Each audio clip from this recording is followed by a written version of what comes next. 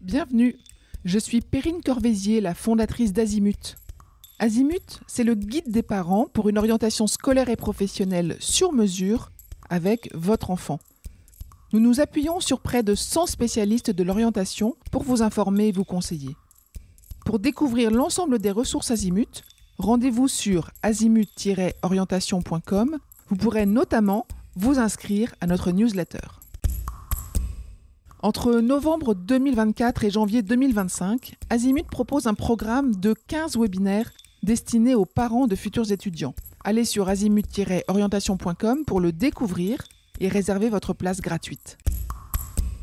Je laisse place maintenant au contenu de cet épisode. Bonne écoute. Chers parents, vous souhaitez accompagner au mieux votre enfant dans la création de son dossier de candidature Parcoursup. Alors aujourd'hui, Azimut vous propose un voyage en 4 étapes à travers la rubrique Activités et centres d'intérêt. Elle est constituée de 4 textes de 1500 caractères maximum chacun. Cette rubrique fait partie du dossier principal de Parcoursup avant la sélection des vœux. Soi-disant facultative, nous la considérons comme fortement recommandée. Pour débuter cet exercice, pas besoin d'ordinateur. Une feuille et un stylo suffisent largement. Commençons par la rubrique « Mes expériences professionnelles ». C'est là où votre enfant va mettre en avant son parcours. Ce n'est pas le premier de la rubrique, mais nous proposons toujours de commencer par ce texte pour amorcer la réflexion, car il est très concret et fait référence aux stages encouragés par l'Éducation nationale dès la classe de 3e.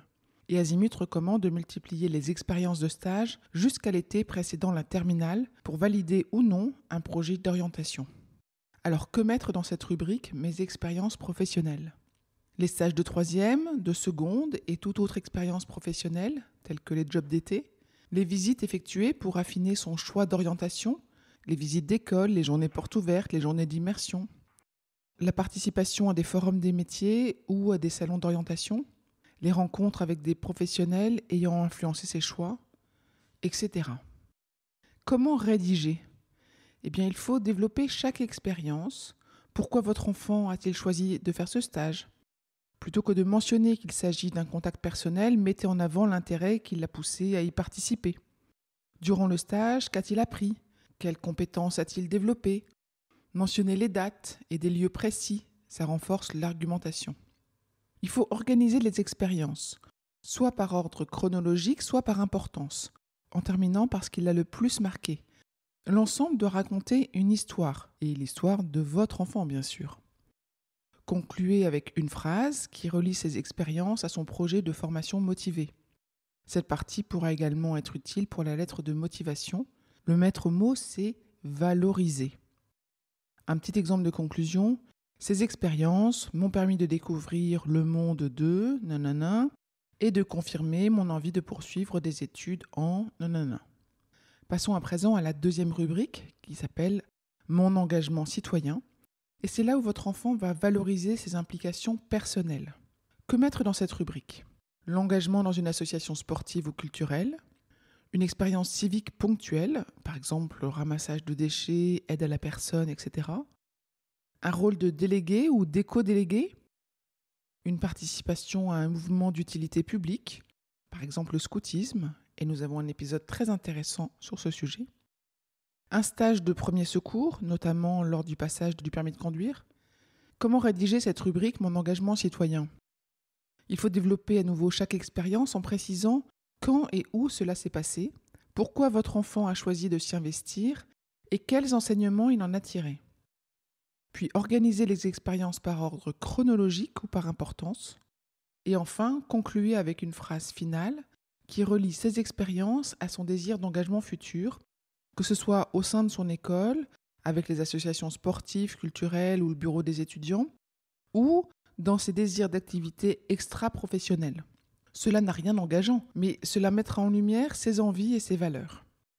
Je vous donne un exemple de conclusion. Participer à telle action ou tel projet m'a permis de comprendre l'importance de l'entraide et du travail en équipe, des valeurs que je souhaite continuer à porter dans mon futur parcours académique et professionnel. Voilà, c'est un exemple évidemment à ne pas reprendre tel quel. Troisième rubrique, mes expériences d'encadrement ou d'animation. C'est là où votre enfant va devoir déterminer son sens des responsabilités. Que mettre dans cette rubrique ? Ses expériences auprès d'enfants plus jeunes, avec du babysitting, de l'aide aux devoirs, de faire des jeux, des sorties avec eux, ou lors d'un cours à l'école, animation d'un débat, d'une discussion, d'une pièce de théâtre, etc. Ou même d'un programme tel que les cordées de la réussite. Votre enfant ne doit pas hésiter à parler de ses reconnaissances dans ce domaine, son BAFA avec sa date d'obtention, son rôle de délégué de classe, etc. Il n'y a pas de certificat à joindre au dossier, c'est du déclaratif. Évidemment, à ne pas négliger ses activités dans un club sportif ou artistique à partir du moment où il a eu un rôle actif, tel que soutien à l'entraîneur, un rôle d'éducateur pour les plus jeunes ou une expérience d'arbitre lors d'un match. Enfin, même une place d'aîné dans une fratrie de 4 enfants peut être valorisée si elle est bien expliquée. Alors, comment rédiger cette rubrique ? Développer à nouveau chaque expérience, quand et où cela s'est passé, à quelle fréquence, sur quelle durée, combien d'enfants a-t-il encadré ? Même une expérience ponctuelle peut être intéressante si elle est bien racontée. Quelles responsabilités votre enfant a-t-il assumées ? Quelles émotions ou quelles difficultés a-t-il rencontrées ? Enfin, quelles compétences a-t-il développées ? Organisez les expériences, soit par ordre chronologique, soit par ordre d'importance, en terminant par celle qui lui a le plus apporté ou qui l'a le plus marqué. De nouveau, inutile de s'inventer des expériences. Il est tout à fait possible dans cette rubrique de laisser un texte vide, s'il n'y a rien à raconter. Concluez avec une phrase finale qui relie ses expériences d'animation à un rôle qu'il pourrait envisager à l'avenir. Par exemple, gérer une équipe ou animer des conférences. Cela n'a rien d'engageant, mais cela montrera son désir de collaboration avec ses collègues ou au sein d'une équipe dans son futur métier. Je vous donne un exemple de conclusion.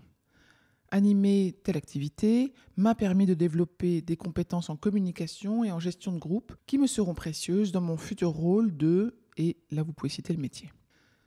Dernière rubrique qui s'appelle « Mon ouverture au monde ». Là, votre enfant va valoriser ses implications personnelles. Que mettre dans cette rubrique ? Dans le cas des jeunes expatriés, nous recommandons de débuter par leur parcours de vie, leur nationalité, leur langue parlée, leur expérience d'expatriation. Pour les trimestres ou les années passées en internat, à l'étranger, c'est également ici que votre enfant peut expliquer les bénéfices. Ce texte est également un lieu pour raconter ses pratiques sportives et les compétitions auxquelles il a participé, sa pratique d'un instrument de musique et les concerts auxquels il a participé, ses projets culturels et les séjours linguistiques et les voyages marquants. Attention, en ce qui concerne les voyages, il ne s'agit pas d'exposer le tour du monde des pays organisés par papa ou maman, mais de mettre en avant les découvertes, la curiosité, les bénéfices de ces voyages que votre enfant en a retirés. Comment rédiger cette rubrique ? À nouveau, il faut développer chaque expérience, quand, comment et quelle durée ou quelle fréquence. Il faut organiser les expériences. Dans cette section, les expériences sont souvent organisées par thème. Les voyages, les expériences sportives ou culturelles. L'ordre y est moins important. Il s'agit surtout d'avoir une histoire à raconter. Et à nouveau, l'histoire, c'est celle de votre enfant. Concluez avec une phrase finale qui relie ses expériences à sa vision du monde, son envie d'une formation ou d'un travail tourné vers l'international, son besoin de découverte, etc. De nouveau, la conclusion est importante car elle permet de prendre du recul et de montrer une certaine ouverture d'esprit sur le monde qui l'entoure. Je vous donne un dernier exemple de conclusion. Ces expériences m'ont apporté une ouverture d'esprit et une curiosité que je souhaite continuer à développer, notamment en intégrant une formation tournée vers l'international. Nous voulions vous exposer également 2 situations réelles pour mieux comprendre cette 4e partie qui s'intitule « Mon ouverture au monde ». La situation d'Adrien. Adrien est né avec un problème d'audition et son problème d'audition a été détecté tardivement à cause, ou grâce d'ailleurs, à sa capacité d'adaptation qui l'a poussé à lire sur les lèvres. Avec ses propres mots, dans cette rubrique, il a exprimé la chance qu'il avait de vivre en Europe, une région du monde où le système de santé lui a permis de bénéficier d'une opération qui a changé sa vie. Une autre situation, celle de Noé. À l'âge de 10 ans, sa famille a accueilli un petit frère de 5 ans, originaire du Congo. Dans cette rubrique, Noé a raconté ce qu'il avait ressenti, comment cette expérience l'avait fait grandir et comment elle avait transformé son regard sur l'Afrique et sur le monde. Cela a rendu sa candidature plus personnelle et unique. Il est maintenant temps de conclure.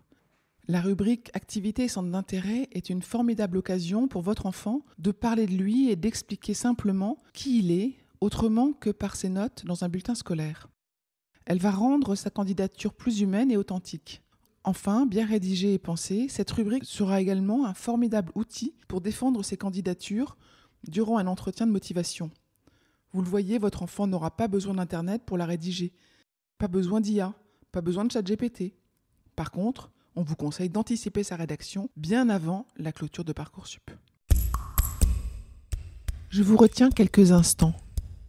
Vous écoutez peut-être sur Apple ou sur Spotify ou sur Deezer ou sur une autre application de podcast. Je voulais m'assurer que vous connaissiez l'existence de notre site azimut-orientation.com.